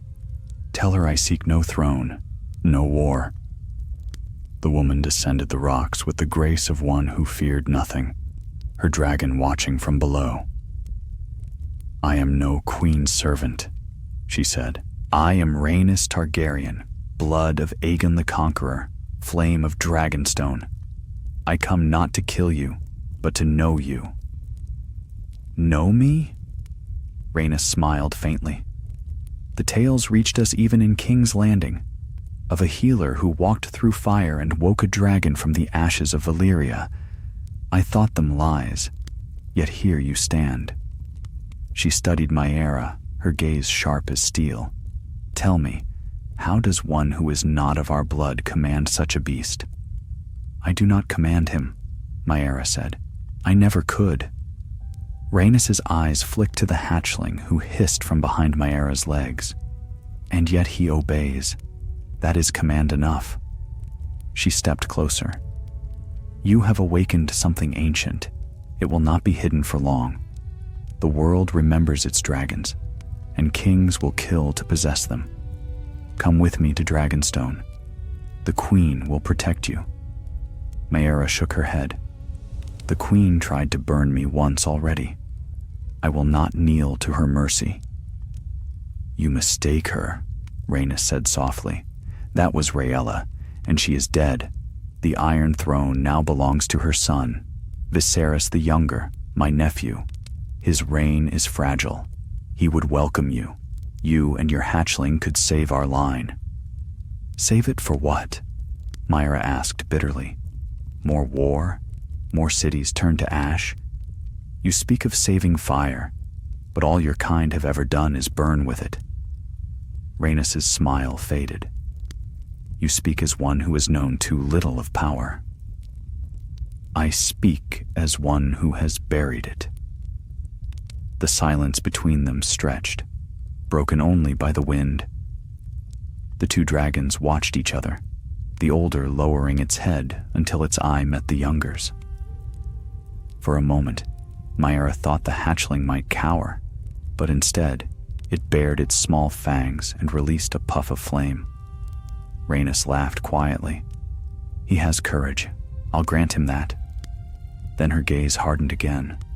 "But courage is nothing without guidance. Come with me, Mayara. You cannot outrun what you are." "And what am I?" "Valyria's daughter," Rhaenys said. "You are what we have all been searching for. Proof that the blood has not thinned, that the fire still chooses its keepers." Mayara turned away. "You see a weapon. I see a child. And that child will grow into a storm. If you cannot teach him, he will destroy you." Mayara clenched her fists. "Then he'll destroy me free." Rhaenys studied her, then sighed. "You're stubborn as any Targaryen. Perhaps that's proof enough of kinship." She looked once more toward the sea. "I will not force you. But when the realm burns, and it will, remember this: fire needs no crown to rule." With that, she turned and mounted her dragon. The great black beast spread its wings and took to the air, its shadow sweeping over Mayara like a passing eclipse. When the thunder of its flight faded, Mayara sank to her knees. The hatchling pressed close against her, trembling not with fear, but fury. She stroked its neck. "No, little one, will not be their prize, nor their prophecy." That night, she built a pyre of driftwood upon the shore. The hatchling lay beside her, watching the flames dance. "They will come again," she said. "More riders, more fire. If we are to survive, we must go where none can follow." The dragon tilted its head, as though understanding. So she began to build, not a ship of wood, but one of woven reeds and pitch, light enough to drift with the tides. Days turned into weeks. She wove by day, hunted by night, and when storms came, she sang to the sea in the old tongue she did not remember learning. When at last the craft was done, she set it upon the water. The hatchling circled above her, uncertain. "Come," she said. "It's time." The young dragon landed upon the boat's edge, its claws gripping the timbers. Together, they drifted out into the current, the cliffs of Andelos fading behind them. For many days they sailed eastward, guided only by stars. Sometimes Mayara saw shapes beneath the waves, ruins, towers half swallowed by coral, roads that glowed faintly beneath the water's skin. The ghosts of Valyria followed her, whispering through the waves. At dawn, on the 13th day, land appeared, green and wide, rimmed with white sand. She did not know its name, nor care to. The world beyond the sea waited, untouched by Targaryen rule, unmarked by the doom's shadow. As they made landfall, the hatchling climbed upon her shoulder, its scales catching the light of the rising sun. Mayara stood upon the new shore and breathed deep the scent of salt and soil. "Here," she said softly, "we begin again." Far above, a single streak of flame crossed the heavens, neither comet nor star, but a sign all the same. And as Maera walked inland, her dragon beside her, the wind carried a whisper from the waves, a voice she knew, low and ancient. Fire does not die. It wanders, waiting for the hands that dare to hold it. The land they found was unlike any Maera had known, green and wild, endless as the sea itself. Forests older than kings stretched from mountain to shore, their branches heavy with strange fruit, and birds of colors she had never seen. The air was thick with warmth and the hum of unseen insects, and the rivers ran copper-red with clay. Here, at the edge of the world, Valyria's ruin seemed a dream long faded. Maera and the young dragon made their home in a hollow of cliffs near the sea. The creature grew swiftly, its scales hardening, its eyes deepening to a molten amber that caught the firelight like glass. It hunted on its own now, bringing back deer and wild goats from the hills. Maera named him Salian, which in the old tongue meant first flame. Each morning she woke to the sound of his wings beating above the surf, and each night he returned to curl beside her fire, the heat of his body chasing the chill from the air. The bond between them had deepened into something beyond words, a quiet understanding that passed through look and breath, as though their hearts beat in time. Yet even in this peace, Maera could not forget what she had seen. The smoke of Andelos still haunted her dreams. Varax's fall, the fire swallowing the mountains, Rhaenys' voice echoing through the storm. She saw the black dragon's shadow in her sleep and woke trembling, her palms burning faintly with the old light. She spoke little of her past to Salian, though sometimes she told him stories of Valyria, not of its power or cruelty, but of its beauty. The bridges that hung above the sea like silver webs, the dragons soaring above the towers, the forges that sang with living fire. He would listen, his great head tilted, as though remembering a world he had never seen. Seasons turned, the forests thickened with bloom, and the rains came heavy and warm.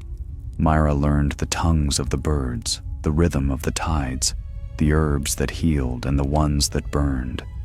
She built a shelter of driftwood and stone, lined with woven reeds. It was not a castle, nor a hall, but it was hers, and for a time, the world was kind. But peace, she had learned, is never more than a pause between flames. It began with the smoke, thin at first, rising from the horizon like the breath of a dying fire. Salian saw it before she did, his head lifting sharply one evening as the sun bled red into the sea. His growl rolled low and warning through the cliffs. Maera climbed to the highest ridge and shaded her eyes. There, far to the west, she saw sails, black, many, moving swiftly with the wind, a fleet. Her heart sank. The sigils upon the foremost sails glimmered in the dying light, a three-headed dragon, red on black. The Targaryens, she whispered. They had found her after all. By nightfall, the fleet had dropped anchor along the coast, and firelight flickered along the beach. The air carried the faint clang of armor, the sound of commands shouted in Valyrian. She watched unseen from the cliffs as hundreds of men came ashore. Among them were maesters with scrolls and torches, knights in crimson plate, and, worst of all, dragon riders. 3 great beasts circled above the camp, their cries tearing through the night. Even Salian's wings twitched at the sound. "They've come to claim you," Maera murmured, "to bind you in gold chains and call it glory." The young dragon hissed softly, pressing his snout against her shoulder. His breath was hot, his body taut with anger. "No," she said firmly. "Not yet. We cannot face them now. We'll wait for the storm." The storm came with dawn, a gale born of sea and thunder, tearing through the palm groves and lashing the coast with rain. The Targaryen camp fought to hold its ground, their dragons wheeling above in fury. Maera took her chance. She climbed the cliffs with Celian at her side, wind whipping her cloak. The rain stung her face, but she did not stop. At the summit, she turned to face the storm. Lightning split the sky, bright as dragon fire. "Now," she said. Celian spread his wings and leapt into the tempest. His roar shook the heavens. Lightning struck the water below as he dove, his flame igniting the air. The nearest Targaryen dragon answered, meeting him in the storm's heart. Maera watched in terror and awe. Fire met fire, wind met wing, and thunder drowned all else. The young dragon's body flashed in the clouds, swift and fierce, smaller than his foe but filled with a fury no man could forge. He darted, struck, vanished, and struck again, his fire cutting through the rain. Below, chaos reigned. The Targaryen soldiers fled as the storm consumed their camp. Tents burned, ships tore loose from their anchors. Maera descended the cliffs and waded into the surf, her cloak dragging heavy behind her. She saw men screaming, swallowed by waves, and dragons grappling in the sky like living storms. A bolt of lightning struck the shore, throwing her from her feet. When she rose again, her vision swam with light. One of the Targaryen dragons fell from the sky, crashing into the sea with a roar that split the air. For a heartbeat, she thought Celian had fallen with it. "Celian," she cried. The storm swallowed her voice. Then, through the rain, a shadow moved, rising from the surf, wings beating against the wind. Celian burst through the clouds, trailing fire. His chest was cut, his scales blackened, but he flew still. He landed beside her with a cry, his golden eyes wild. Maera ran to him, pressing her hands to his wounds. "Easy," she whispered. "You've done enough." The dragon that had fallen did not rise again. The others circled once above the storm and fled toward the west, their riders broken and scattered. The fleet burned, its masts snapping like reeds. When the storm passed, the beach was strewn with wreckage, armor, banners, and ash. Maera stood amid it all, soaked and trembling. Celian crouched beside her, his breath coming in ragged bursts. She looked to the black horizon, where the sea met the sky, and felt a strange calm settle within her. "They'll come again," she said quietly. "They always do. But we'll be ready next time." She turned to Celian. "You were born of Varax's fire, and mine. The blood of Valyria may have birthed dragons, but it was not the only hand to guide them. The fire chose us both, and it is no longer theirs to command." The dragon bowed his head, his great eye glimmering in the fading light. That night, Maera built a pyre upon the cliffs from the wrecked timbers of the Targaryen ships. She set it alight and watched the flames climb into the sky, a beacon to every shore. "Let them see," she said. "Let them know the fire still breathes, but not in their chains." The wind caught her hair, and for a moment, the flame's glow turned it to gold. The dragon stood behind her, vast and silent, the sea reflecting his fire. And though the world would name her witch or saint or doom reborn, Maera knew only this, that she had outlived fear. Beyond the horizon, other lands waited, other hearts still slept, dreaming of dragons and fire, and somewhere far beneath the sea, in the ruins of Valyria, the earth stirred once more, as if the fire of the world itself had begun to wake. Seasons passed, though Maera no longer marked their number. The land had become her realm, though she named herself queen of nothing. The forests that once stood untouched now bent beneath the shadow of her dragon, and the sea that once whispered peace now echoed with fire's song. Celian had grown vast, his wings darkened from silver to bronze, his eyes molten gold. When he flew, the very clouds parted. The earth beneath his resting place had hardened to black glass, the grass around it scorched to ash. Yet Mara loved him still, as fiercely as when she had first seen his egg pulse with light in Valyria's ruin. They lived in quiet dominion upon the cliffs. The world beyond their shores spoke of them in rumor.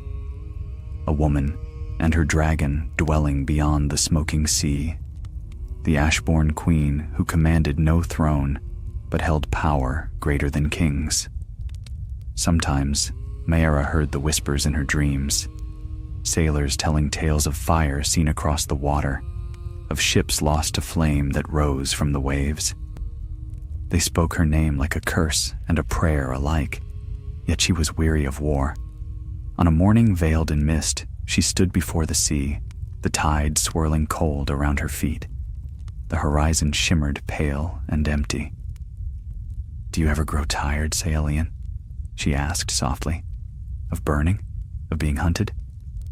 The dragon lifted his head, his breath curling in smoke. He said nothing. Dragons never did, but his eyes, ancient and knowing, seemed to hold an answer. She smiled faintly. "I thought not." The years had hardened her. Her hair, once dark, had streaked silver from the sun. Her skin was marked by wind and flame, yet her eyes still held the fire. That strange light she had carried since Valyria's ashes first claimed her courage. It was that same morning when Thalin returned. She had thought him dead, buried beneath the fires of Andelos. Yet there he stood, cloaked in travel-stained leather, his beard streaked with white. His left arm was gone below the elbow, and his eyes held the haunted calm of men who have walked through death and found it dull.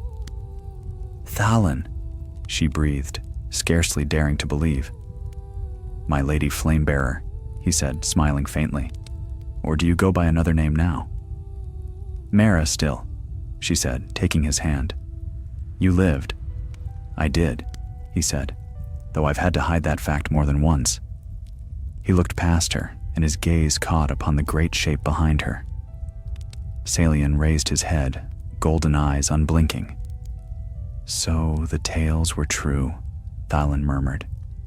"He's magnificent." "He's the last," Mara said, "and the first of a new line, if fate allows." Thalin's smile faded. "Then fate will soon test you again. The Targaryens have not forgotten. Their queen is dead, but her heir, Viserys the Younger, has sworn to cleanse the world of false dragons. They sail even now." Mayara's heart clenched. "So it comes again." "You cannot meet them with fire alone," Thalin said. "They have 3 dragons now, and legions besides. But there are others who would stand against them. The free companies of Essos, the merchant princes, even exiles of House Targaryen who despise their own kin. You could unite them." "Unite them?" she echoed bitterly. "And become the very thing I fled to escape? I am no queen of men, Thalin. My war is done." He stepped closer, his one hand gripping her arm. "You think peace will save you? They will burn this land to cinders to reach you. There will be no peace while dragons breathe." Myra looked toward the horizon, where dark clouds gathered. The sea wind carried the scent of rain and smoke. "Then perhaps peace was never meant for me."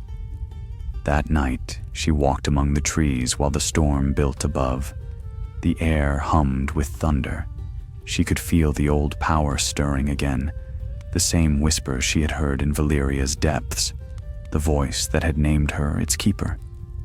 Fire does not die, it only changes its shape. When she returned to her camp, Saelian stirred restlessly, his wings twitching. Lightning flared across the sky, painting his scales in gold and crimson. "They come," she said, "and I'm done running." Thalin had gathered what few allies he could, a small band of hardened men and women, remnants of scattered sellsword companies and broken houses. They called themselves the Ashguard. They wore no sigils but carried torches instead of banners, and they swore their oaths not upon gods or crowns, but upon the fire itself. They prepared through the night. Mara walked among them, silent, a cloak of black and green draped over her shoulders. To them, she was legend given flesh, a woman who spoke with dragons, who had walked through fire unburned. To her, they were ghosts who had not yet learned they were dead.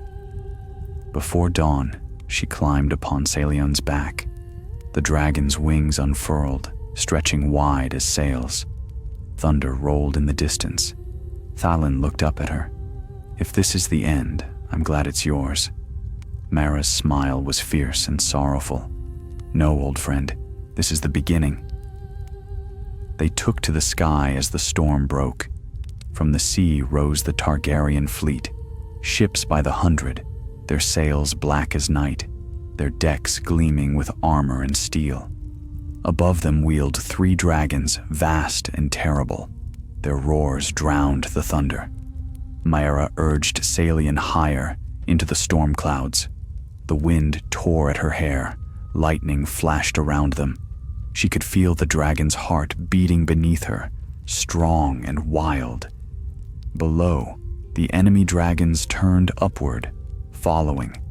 Their riders gleamed like living fire in the rain. "Now," she whispered. Salion dove, the storm screaming around them. He struck the first dragon from above, fire meeting fire, the sky exploding with light.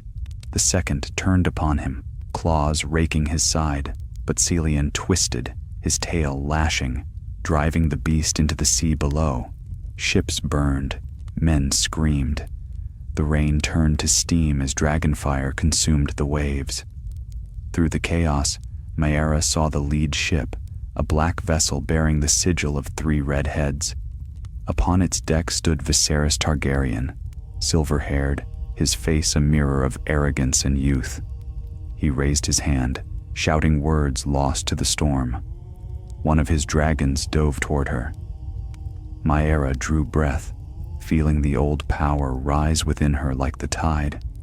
Her palms burned with light, the same fire that had awakened Varax, that had healed her wounds, that had refused to die. "Valyria's fire is not yours," she cried, "nor ever will be." She flung her hands outward. The sky itself seemed to break. Flame poured from her fingers, white as the heart of the sun. It struck the oncoming dragon full in the chest, and the beast exploded into light, its roar fading to silence. For a heartbeat, all was still. Then Salion roared, victory, pain, defiance, and the storm swallowed them all. When dawn came, the sea was calm once more. No ship remained, no cry of dragon echoed through the air.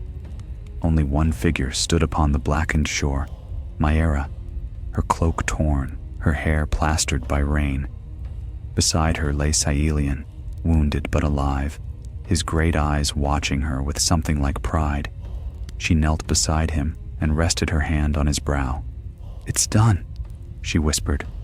"The fire has chosen." The dragon's breath came slow and steady, each exhale a wisp of steam rising toward the pale morning sky. And so the tale would pass into rumor again, of the woman who burned the sea, who fought 3 dragons and lived, who vanished into the east with the last of Valyria's flame. Whether she walked beyond that shore into new lands or was carried into the clouds, none could say. But the sailors of the Far East still tell of a light that moves across the night sky, golden and endless, and the cry of a dragon that answers the thunder. For fire, as the old songs say, is not death, it is remembrance. The world after the storm seemed hushed, as if even the wind dared not speak of what had passed. The sea lay still, a mirror of pale steel stretching into forever. Smoke curled from the ruins of ships that drifted like broken bones upon the tide. Above, gulls wheeled soundlessly in the dawn.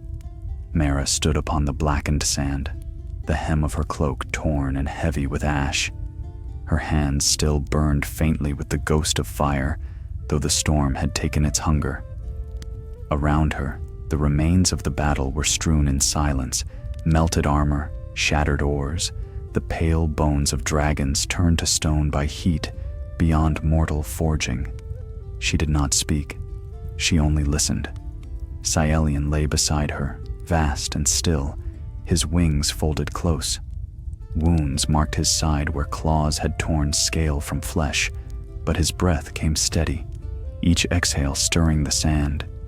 When she laid her palm against him, the warmth there was alive. "We have lived again," she murmured. "Even the sea could not drown us." The dragon's eye opened, gold bright as the heart of flame. He lifted his head and gazed eastward, toward the horizon where the light of dawn rose over a calm world. It was strange to see that light again, without smoke between it and sky. Strange to know that for the first time in many years, no enemy followed. For days, Maera tended to her dragon's wounds, using herbs gathered from the cliffs and the strange resin of sea plants that glowed in the dark. The cuts sealed, the burns cooled. In the evenings, she walked the shore where waves hissed over the charred remains of war. She found the broken crest of the Targaryen prince's helm once, carried up by the tide, and cast it back into the sea. "You claimed fire," she said to the waves, "but fire never belonged to kings." As the days passed, the land around her began to change. Where her fire had scorched the earth, green shoots began to rise through the ash. The soil that had been black and dead now breathed again, fed by the storm's fury. Trees sprouted from the charred cliffs, their leaves bright and strange. Life had found a way to bloom from ruin, as it always did. When Cielian was strong enough to fly again, he circled above the coast and returned to her, scattering the new grass with the gust of his landing. Maera laid her hand upon his chest, feeling the steady beat of his heart. "We cannot stay," she said quietly. "There will always be those who seek the flame. They will rebuild their ships, their dragons, their pride, and the fire will tempt them again." Cielian rumbled low in his throat. She smiled. "I know, but the world needs not fire's end. It needs its keeper." They took to the skies once more. From above, the sea gleamed like glass, the land stretching out in wild, endless color, valleys of emerald, rivers coiled like silver veins, mountains white as bone. The wind sang in Maera's ears, sharp and clean. She felt her heart lighten, the weight of grief lifting with each beat of Cielian's wings. They flew for many days, eastward beyond the lands charted by men, beyond the reach of the free cities and the crumbling memory of Valyria. They passed over islands lush and strange, where beasts with shining hides hunted beneath crimson trees, and over deserts that glittered like powdered glass. At last, when the moon rose full over a sea the color of sapphires, Maera saw what she had sought without knowing, a great plain of white sand, and at its heart a mountain that glowed faintly as if lit from within. Its slopes shimmered with veins of crystal fire. "Here," she whispered. "This is where the flame belongs." They landed upon the mountain's flank. The air was warm and clear, smelling faintly of minerals and rain. Streams ran from fissures in the rock, their waters tinted gold by the light below. Deep within the mountain, she felt the steady pulse of heat, not the wild rage of the doom, but a living warmth, calm and ancient. "This place remembers," Maera said. "It knows what the world forgot." For many nights they dwelled there. Maera carved runes into the stones, marking the story of all that had passed, the fall of Valyria, the doom, the rebirth of Varax, the hatching of Cielian, the storms and the wars that followed. She wrote not as queen or conqueror, but as witness. Each word was etched by hand and sealed with fire from her palm. In time, other wanderers came, fishermen driven by storms, traders lost from their roots, pilgrims seeking omens. They found her living alone upon the mountain, her dragon sleeping beside her, and they called her the firekeeper. She healed the sick who came to her shores, taught them the use of herbs and the balance between flame and life. They brought her gifts in return: fruit, cloth, silver trinkets from distant lands. But she asked for none of it. "All I need is silence," she told them, "and time to remember." Years turned, though she did not count them. Salian grew vast and wise, his roar rolling through the valleys like thunder. No army came, no fleet dared the seas that guarded her haven. The world beyond still fought, still bled, still forgot the lessons of its ashes.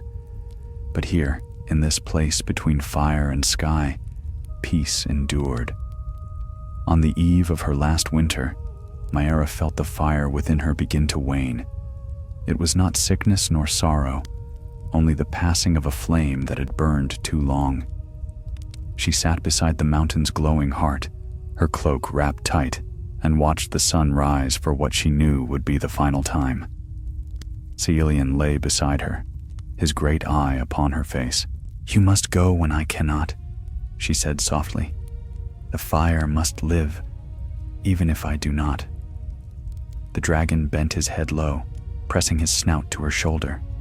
She rested her hand against his scales, and for a moment they were as they had been, a girl and a beast, bound by flame and loss.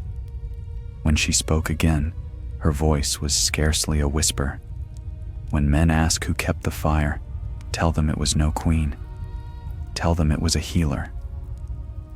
As the sun climbed, the mountain flared with light. The warmth of it filled her chest, spreading through her limbs until she could no longer tell where her body ended and the fire began. The air shimmered, the runes upon the stones blazed, and then she was gone. Only her cloak remained, folded neatly beside the mountain's heart. Salian rose with a cry that shook the sky.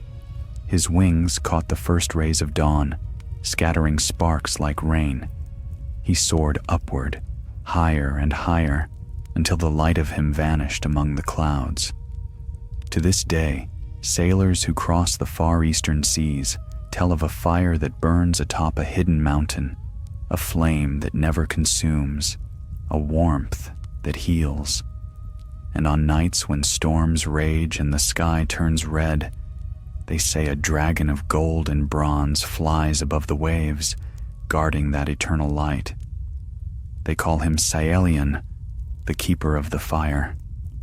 And the name of the woman who lit it, Myara Pirellin, the herbalist of Valyria, is spoken only in whispers, carried by the wind, remembered by those who still believe that fire was never meant only to destroy. For the fire endures, it changes hands, it changes shape, but it does not die. And somewhere, beneath mountain and sea, the heart of Valyria still beats, waiting as ever to be found again. Long after Myara Pirellin vanished into legend, when kings had turned to dust and thrones to ruin, there were still nights when sailors glimpsed a glow upon the far horizon, a glow that burned softly, like the reflection of dawn in a world that no longer remembered what dawn truly was. They called it the fire at the edge of the world. Some said it was the last breath of the doom, the dying heart of Valyria still bleeding beneath the sea. Others whispered that it was her, the herbalist of Valyria, keeper of lost fire, whose soul had become one with the flame. In the free cities, poets sang her tale in hushed taverns, though few believed it. The maesters in Old Town dismissed it as myth, a relic of the fever dreams that still haunted men's minds when they spoke of dragons. Yet those who had sailed near that distant light told a different story. of warmth that did not burn, and a voice that called to them in dreams, gentle as smoke. The truth, as it always does, lay somewhere between fire and shadow. Deep within that secret land beyond the smoking sea, the mountain still glowed, not as it once had, in fury or ruin, but in quiet, steady light, like the breath of a living heart. The air above shimmered with unseen heat, and the trees that grew upon its slopes bore leaves veined with gold. Streams ran clear as glass, and flowers with petals of crimson fire bloomed along the water's edge. And high upon the mountain's crown lay the fire itself, a pool of molten light contained within a ring of black stone. Around it were carved words in the old Valyrian tongue, etched by Meera's hand before her passing. They spoke of balance, of flame's dual nature, its power to destroy and to heal, to blind and to illuminate. Those who came to the mountain in later years, wanderers, scholars, seekers of truth, told of finding that place. They swore they had seen a figure in the fire, a woman cloaked in green, her hair white as ash, her eyes bright as the dawn. When she spoke, the fire rippled like water, and her words echoed in their hearts. Fire is no gift of God's. It is the memory of life itself. None who saw her ever came away unchanged. Some were broken by the vision, returning to the world hollow-eyed, their tongues stilled. Others went forth renewed, preaching her name as that of a saint, Meera the Fire Mother, the healer of flame. Years became decades. The world turned. The Targaryens still ruled across the narrow sea, their dragons smaller now, their bloodline fading with each new generation. They spoke often of Valyria, yet feared its shadow. None dared sail the smoking sea again, not even the bravest of their kind. Yet from time to time, when the stars burned red, dreams came to them. Dreams of a woman standing upon a mountain of light, holding a flame in her palms. And in those dreams, she spoke the same words. The fire does not belong to you. It belongs to all who live. In the east, beyond Yiti and the Shadowlands, traders spoke of another legend, of a dragon vast and bronze, who guarded a valley of light. Its eyes were said to shine with memory, and when it roared, the earth itself seemed to breathe. They called him Saelion the Eternal, the last son of Valyria. No blade had ever touched him, no hunter ever found him. He was seen sometimes at dusk, gliding between clouds, his shadow vast enough to cover mountains. And when storms swept across the sea, lightning would catch upon his wings, painting them gold. In the temples of Ashai, where the priests of shadow read omens in flame, the oldest among them spoke of Meera as one of the great wanderers, a mortal who had crossed beyond the veil of life into the realm of pure fire. They said she had bound her soul to the world's first flame, and through it, she whispered still to those who would listen. They said that every healer's warmth, every hearth that burned without smoke, every spark that refused to die in the rain was her doing. Her quiet promise that fire could be mercy if wielded with care. Centuries turned, kingdoms rose and fell, yet sometimes, on nights when the wind from the east carried the scent of rain and smoke, shepherds upon the hills of Andelos would look to the sky and see a faint light burning over the sea. And though they did not know her name, they would bow their heads, whispering blessings for the warmth that reached them from beyond the horizon. In Old Town, long after dragons were said to be gone, a young master found a half-burned parchment within the citadel's oldest vault. The ink had faded, but the words remained clear. To heal the world, one must first walk through its fire. No one knew who had written it, nor when. The seal at its corner bore the faint impression of a flower, an ember leaf. Some said it had been copied from an older text, a work of Valyria's lost healers. Others claimed it was penned by Myara herself, carried west by winds from beyond the sea. Whatever its origin, those words spread, whispered from healer to apprentice, from child to mother, from flame to flame. And so her memory endured, not as a queen, nor a conqueror, nor even a hero, but as something rarer, a keeper of balance, a reminder that power and compassion could share the same breath. In the final turning of that age, when the last of the Targaryen blood had thinned to nothing, a comet appeared, red as molten iron, blazing from east to west. It lingered for many nights, its tail a river of light that seemed to pour from the stars themselves. The small folk said it was a dragon's breath. The scholars said it was a sign of the heavens turning. But in the east, upon that hidden mountain, Celion lifted his head toward the sky and roared, not in grief, but in answer. And if one had stood close enough to the fire's edge that night, they might have heard, beneath the thunder of his wings, the faint echo of a woman's voice carried through the flames. The fire endures. Remember me and let it be gentle. Then the light faded into dawn, and the world turned once more.